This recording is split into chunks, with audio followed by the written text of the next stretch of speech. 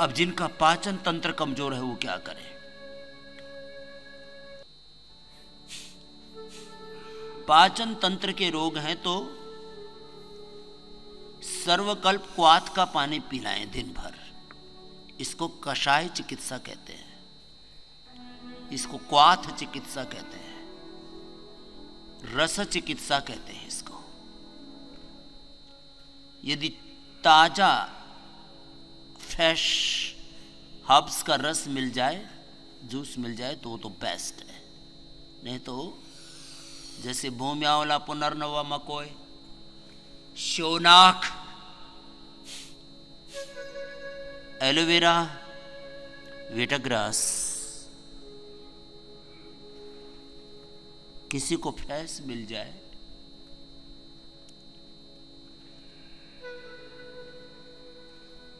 अति भला, तो इससे बेस्ट तो कुछ नहीं। एक आसन को ऐसे 5 से 10 मिनट लगातार करना है।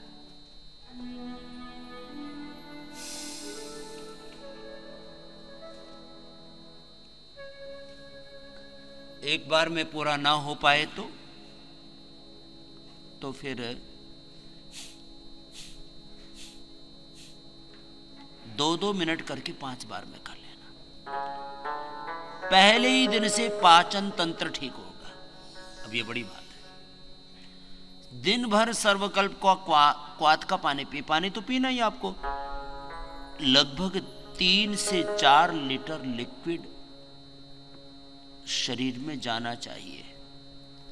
उसमें कम से कम 2 से 2.5 लीटर तो पानी ही होता है। शेष छाछ पी लेते हैं आप, दूध पी लेते हैं, कोई जूस पी लेते हैं, फल आदि खाते हैं, उनमें भी जलीयांश पर्याप्त मात्रा में होता है।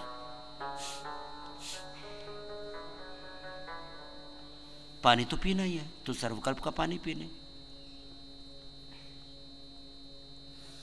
अब सर्वकल्प का पानी पीने से अपचन, पायस, fissure, fistula, fatty liver, liver cirrhosis, एक साथ आमाशय, पित्ताशय, आंत्र, प्लीहा, यकृत, stomach, gallbladder, liver, spleen, intestine, small intestine, छोटी और बड़ी दोनों ही।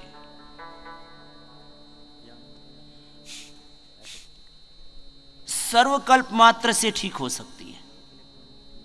और यदि साथ में कॉन्स्टिपेशन है, हर्निया है, तो कायाकल्प भी पी लें। परमानेंट इलाज है। कायाकल्प पी लें, गोधन अर्क पी लें, खाने के बाद अभयारिष्ट ले लें। शुगर ना हो तो रात को सोते समय गुलकंद खा लें। खाना चबा चबा करके खा लें। खाने के क्रम को थोड़ा सा बदलें। खाने के क्रम में पहले सलाद और फल खाएं, बाद में पका हुआ खाएं। अंत में जो सबसे भारी पदार्थ होता है, हलवा, खीर आदि, कोई भी मिष्टान आदि खाना हो, वो अंत में खाएं। ये क्रम रखें, चबा चबा करके खाएं। 99% लोग जल्दी जल्दी खाते हैं, पूरा चबाते नहीं हैं। इसलिए नैसर्गिक चिकित्सा के अंतर्गत प्राकृतिक चिकित्सा में सबसे पहले यही बात कही जाती है, दांतों का काम आंतों से मत लीजिए। आहार, विचार, वाणी, व्यवहार, स्वभाव में, संबंधों में, आचरण में दिव्यता लाइए।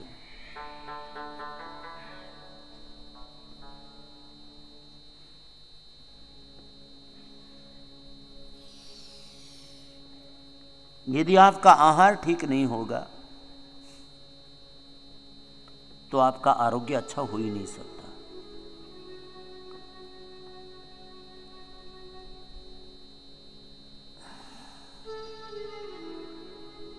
शरीर के दो ही मुख्य घटक हैं,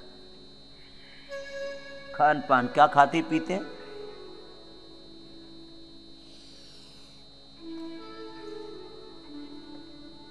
कैसे जीते हैं? खाने पीने का और जीने का, जीवन पद्धति का, दिनचर्या का, आहारचर्या और दिनचर्या का आपके ऊपर बहुत गहरा प्रभाव पड़ता है और इस दोनों की हम अनदेखी करते हैं।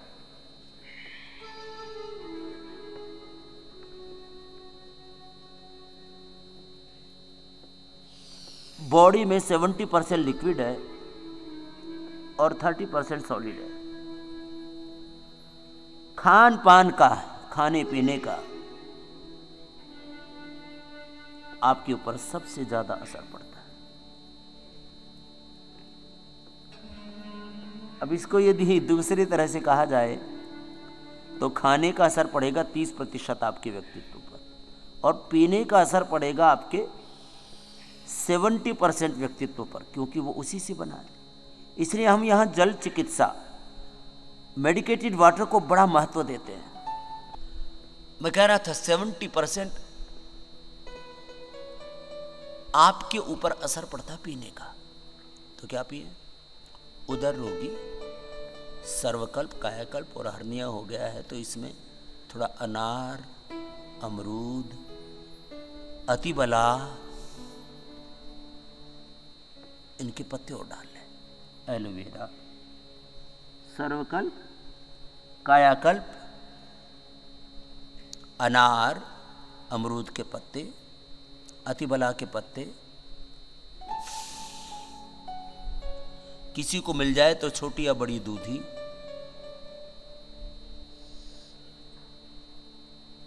एलोवेरा, वीटाग्रास, इसका जूस पीजिए। जिनको बहुत ज़्यादा हर्निया है, जिनको बहुत ज़्यादा कोलाइटिस है, नाभि धरण डिगी हुई है वर्षों से, तो आप सहज श्वसन के साथ करना अथवा बाह्य प्राणायाम के साथ करना है अभ्यास।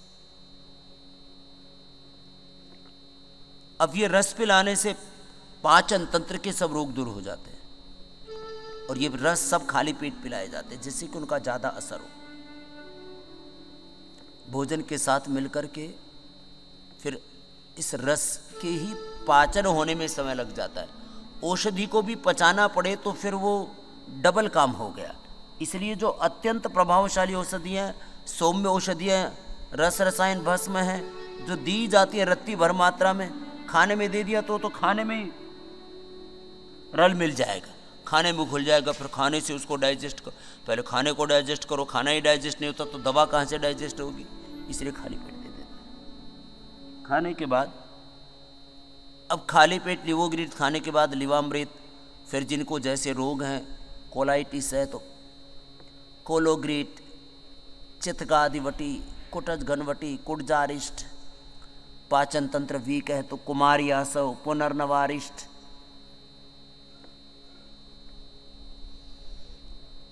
कब्ज है तो अभयारिष्ट, और किसी को कभी कब्ज कभी दस्त, कभी कब्ज कभी दस्त, कभी कॉन्स्टिपेशन कभी कोलाइटिस, दोनों ही चलते हैं। तो 4 चम्मच अभयारिष्ट और 4 चम्मच कुटजारिष्ट इसको पी ले, पाचन तंत्र एकदम अच्छा हो जाता है। अब देखिए पाचन तंत्र के रोग कितने हैं, इन सब के बारे में बताने में ही मुझे बहुत वक्त लग जाएगा। संक्षेप में बता रहा हूँ, सार रूप में तो भी आधा घंटा लगेगा, इतना बड़ा तंत्र है ये पाचन तंत्र। पाचन तंत्र कमजोर होने से vitamin D, B12, calcium, iron, omega, अलग अलग प्रकार की डेफिशिएंसी होती है।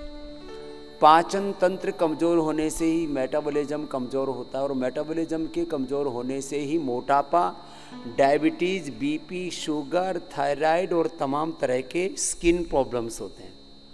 पाचन तंत्र के कमजोर होने पर ही प्रतिरक्षा तंत्र, जिसको आप इम्यूनिटी कहते हैं, वो कमजोर होता है।